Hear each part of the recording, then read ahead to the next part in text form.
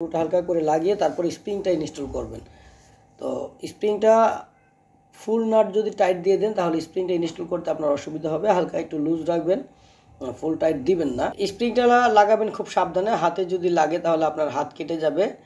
অবশ্যই এটাকে সাবধানে ইনস্টল করতে হবে, স্প্রিংটা খুব হার্ড।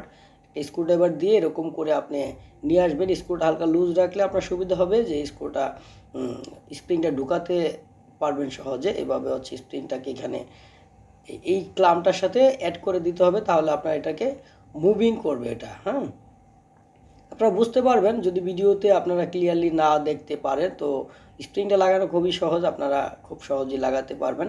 দুইটা ক্লাম লাগানোর পরে আমরা বাকি স্ক্রুগুলো এখানে ইনস্টল করব। যে এলিঙ্কি স্ক্রুগুলো 4mm এর সেগুলো ইনস্টল করে দেব।